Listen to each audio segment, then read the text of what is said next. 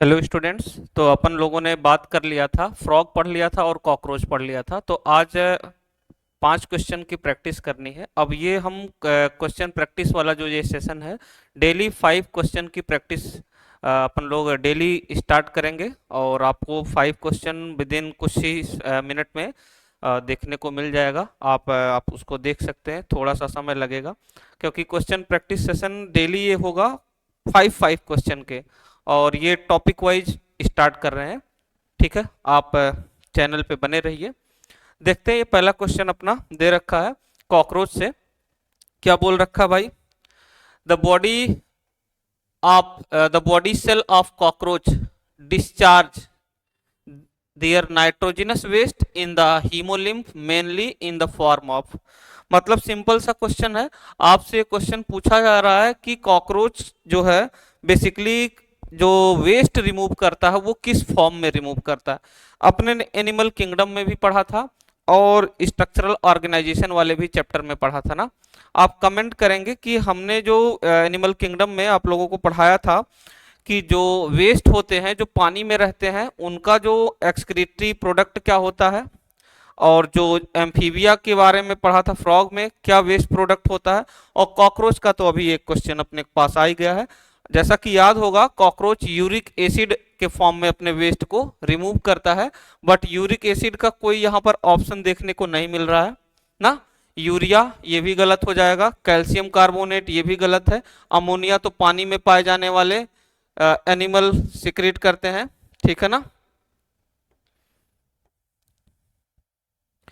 बताओ भाई। अगर हम बात करें तो यहाँ पर देखो जरा, ये वाला भी ऑप्शन क्या है, गलत है ना। यूरिया भी गलत है। अमोनिया तो जो पानी में रहते हैं, ये वाला भी ऑप्शन गलत हो जाएगा।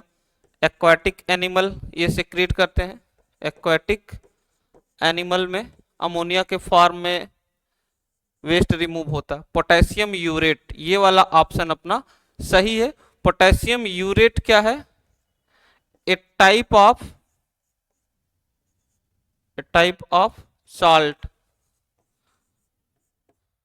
किसका? A type of salt, uric acid. Uric acid का साल्ट है पोटेशियम यूरेट। तो ये वाला ऑप्शन करेक्ट है। अगला क्वेश्चन देखते हैं भाई।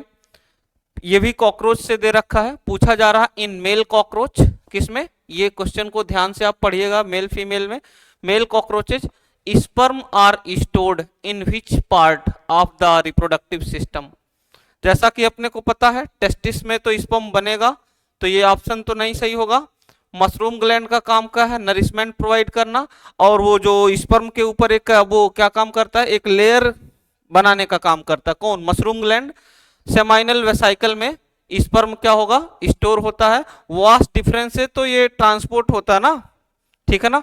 तो ये फर्स्ट वाला ऑप्शन करेक्ट दे रखा है। आप कमेंट करके बताएंगे कि फीमेल बॉडी में स्पर्म स्टोर कहाँ होता है।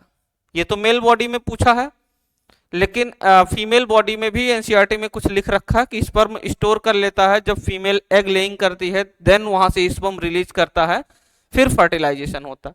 आप कमेंट करके बताइएगा। नेक्स्ट क्वेश्चन अपने पास दे रखा है frog heart when taken out of the body. मतलब कि फ्रॉग का हर्ट क्या किया जाए? बॉडी से जब बाहर निकाला जाए। कंटिन्यूअस टू बीट धड़कता रहता है फॉर सम टाइम कुछ समय के लिए, ठीक है ना। Select the best option for the following statement. कह रहा है इनमें दिए हुए 4 स्टेटमेंट में से कौन सी सही है। तो भाई यहां पर देखो, फ्रॉग इज पॉइकिलोथर्म्स है, तो ये भी स्टेटमेंट सही, लेकिन उसके रिस्पेक्ट में नहीं होगा कि इस वजह से फ्रॉग का हार्ट क्या करता है? कंटिन्यू बीट करता रहता है। Frog does not have any coronary circulation, तो ये भी क्या है? गलत हो जाएगा। ये भी गलत हो जाएगा। फ्रॉग का जो हार्ट होता है मायोजेनिक, ये बात सही है। Heart is auto excitable in nature, तो जो फ्रॉग का हार्ट है उसके पास भी नोडल टिश्यू है। ऑटो एक्साइटेबल मतलब जो मायोजेनिक हार्ट होता है तो उसके पास खुद से इंपल्स जनरेट करने की कैपेबिलिटी होती है। मतलब उसके पास मैसेज न्यूरॉन से तो आता नहीं कॉकरोच जैसा। तो फ्रॉग का हार्ट कैसा है? मायोजेनिक है। और साथ साथ ऑटो एक्साइटेबल इन नेचर है। मतलब उसके पास, फ्रॉग के हार्ट के पास क्या होते हैं, नोडल टिश्यू होते हैं, मतलब इम्पल्स जनरेट करने वाले टिश्यू है हार्ट के पास, तो वहां से वो कंटिन्यू हार्ट बीट होता रहता है ना। जब फ्रॉग के बॉडी से हार्ट निकाला, हाथ में रख के अगर देखेंगे तो कुछ समय तक ऐसे बीट करेगा। तो ऑप्शन यहां पर करेक्ट क्या हो जाएगा, थर्ड एंड फोर।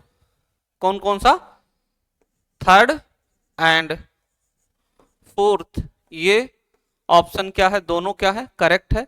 अगला क्वेश्चन देखते भाई, स्मूथ मसल आर, पूछ रहा है कि स्मूथ मसल क्या कैसे हैं इसमें, इनके ऑप्शन के अकॉर्डिंग, और ये नीट 2016 का क्वेश्चन भी अपना है।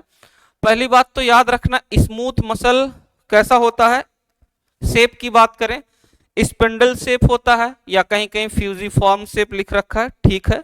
और स्मूथ मसल इनवॉलेंट्री होता है, कार्डियक मसल भी इनवॉलेंट्री होता है, जबकि स्केलेटल मसल क्या होता है, वॉलेंट्री होता है।